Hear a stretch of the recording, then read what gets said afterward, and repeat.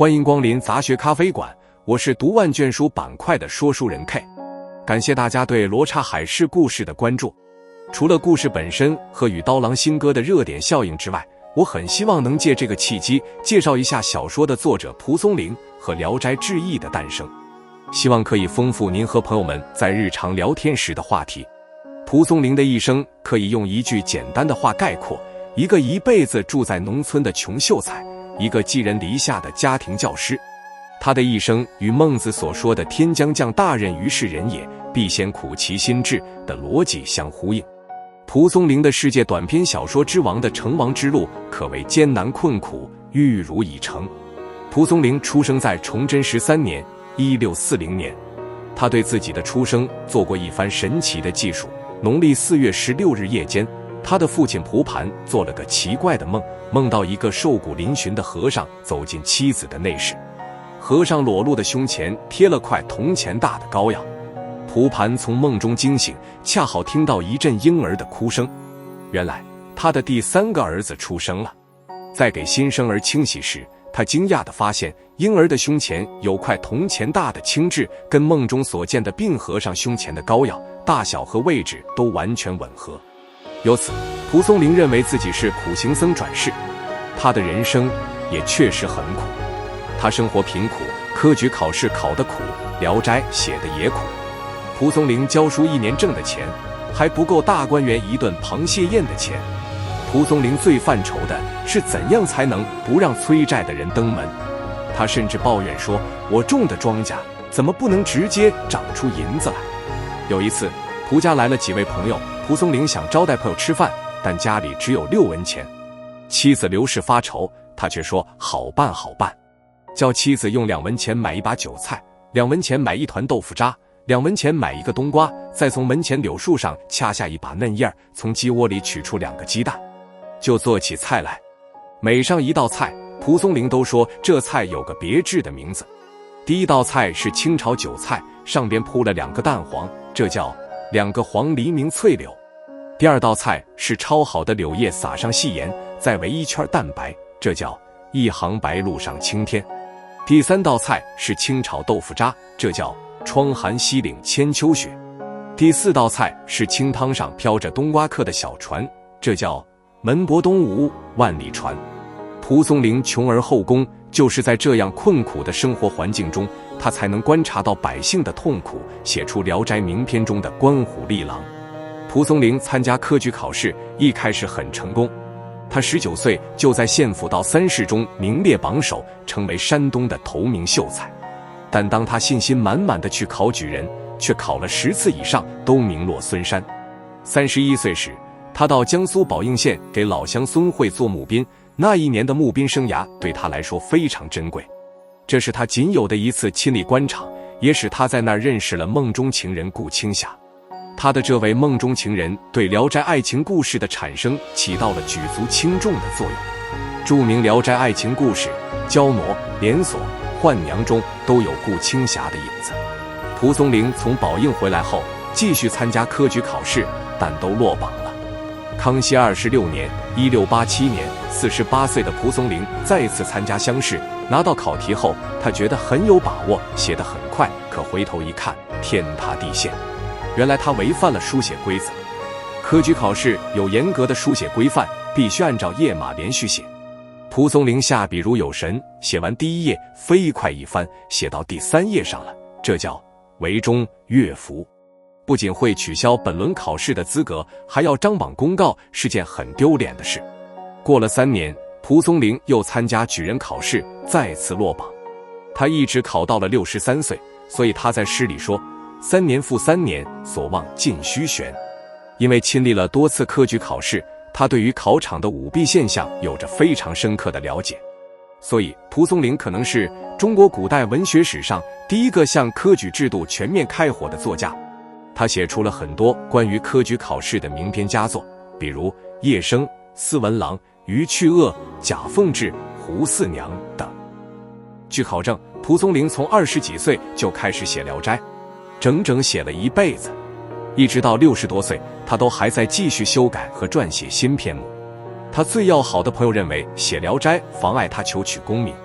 写诗劝他《聊斋》且墨镜谈空，但蒲松龄却仍然坚持。他40岁时，《聊斋》初步成书，他也在王村西铺的毕家得到一个比较好的教书工作。毕家世代高官，主人毕骥支持蒲松龄写小说。最关键的是，毕家有数万卷藏书，给蒲松龄提供了丰厚的学术滋养。《聊斋》故事好看、好玩、有趣、耐读，和《聊斋》文化含量高有很大的关系，也和蒲松龄博览群书有密切联系。他读书破万卷，经史子集、杂史小说、历算天文、园林种植、医药民俗，没有不读的。而且他总是能从前人的书里找有用的东西，活学活用，推陈出新，变腐朽为神奇。在西铺教书的30年里，蒲松龄花了大力气，要《聊斋》出新、出奇、出绝招。据考察，《聊斋》小说能从前人的作品中找到原型的，大概就有100篇。也就是说，《聊斋》中有不少篇幅是蒲松龄从唐传奇、六朝小说和历史书里找到的素材，经过精心构筑后成为《聊斋》故事。其中有几十篇都成了脍炙人口的名篇，比如《画皮》《崂山道士》《香玉》《促织》《仲离》等。这些篇目都非常有名，且都是改写自前人的作品，真可谓点铁成金。蒲松龄可以算是古代最爱讲故事，也最会讲故事的小说家，既有思想艺术追求，又不失文采。仅靠一个穷秀才的一己之力，不仅超越了六朝小说，也超越了唐传奇。在中国文学史上，《聊斋》短篇之最的地位，无人可以撼动。而在世界文学范围内，蒲松龄同样是当之无愧的短篇小说之王。学术界通常认为19世纪西方3大短篇小说家是俄国的契诃夫、法国的莫泊桑以及美国的欧亨利。欧亨利的影响相对小一些，又有学术界认为契诃夫的成就超出了莫泊桑。所以接下来我们把契诃夫和蒲松龄简单做个比较。契诃夫是俄国批判现实主义的杰出代表，他的《变色龙》《房卡》《戴阁楼的房子》《套中人》等均是世界小说名篇，可惜被疾病过早地夺去了生命，他仅活了44岁。而蒲松龄活了75岁，终生磨一书，写《聊斋》就超过40年。不管是黑暗时事、科举风云，还是家庭婚姻，《聊斋》无不涉及。除了写现实生活，《聊斋》还天马行空地把神、鬼、狐、妖、梦幻、离魂等构思推向极致。可以说，《聊斋》神有神采，鬼有鬼魅，是古代风姿绰约的精灵集结号，是姹紫嫣红的爱情百花园。《聊斋》中的小说，不论数量还是构思、描写手法，都比契诃夫的小说更博大精深。而且，蒲松龄生活的年代比契诃夫整整早了2个世纪。蒲松龄是站在中国传统文化史的尖上写作的，从六朝小说到唐传奇，从《诗经》《楚辞》到唐诗宋词，从六经到戏剧拜史，无不为《聊斋》所用。读一本《聊斋》，就能浓缩性地了解中国文化。关于蒲松龄，有2个流传很广的说法。一是蒲松龄曾在柳泉摆茶摊，请人喝茶讲故事，回到家加工，以此写成了《聊斋》。这来自三界卢笔谈。关于这个说法，鲁迅先生认为不可靠，因为蒲松龄摆茶摊从未见于蒲松龄自己及其后人的记载，而且蒲松龄一直在富贵人家做官，哪有空闲到柳泉摆茶摊听故事？不过蒲松龄倒总是有意识地向朋友收集小说素材，这就是《聊斋自志》说的喜人谈鬼，闻则命笔。此外，还有一个流传很广的说法，是大文学家王世贞想收购《聊斋》的署名权，这也是一桩百年冤案。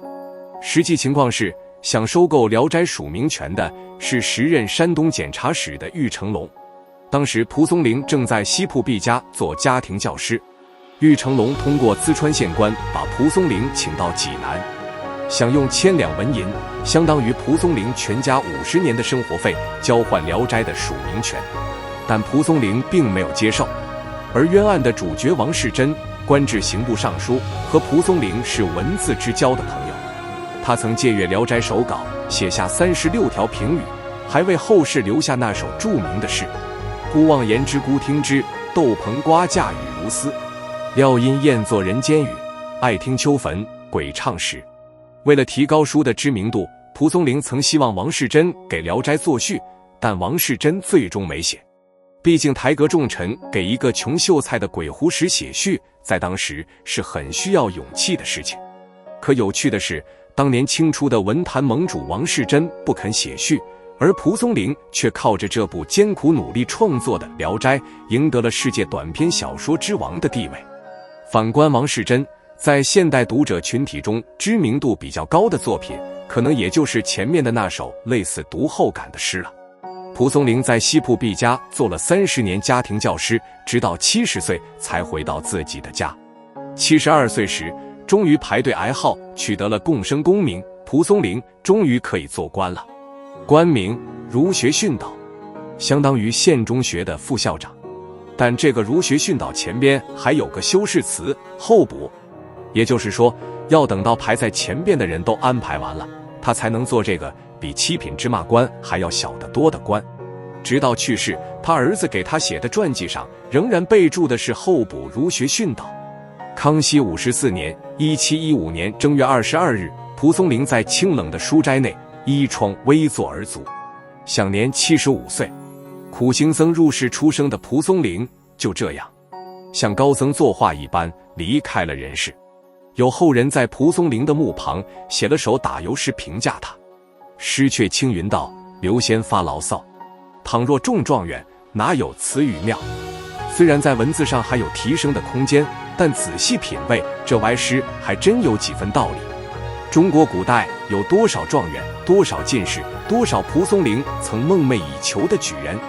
他们成千上万都被荒草黄土淹没了，而写《聊斋》的穷秀才蒲松龄的名字却带着辉煌的光环，写进了泱泱中华的文明历史。以上就是关于蒲松龄的一生和《聊斋志异》诞生的分享，希望能够帮助您更加了解这位源于中华文化的短篇小说之王。感谢您的观看，并请点赞关注我们，我们下期再见。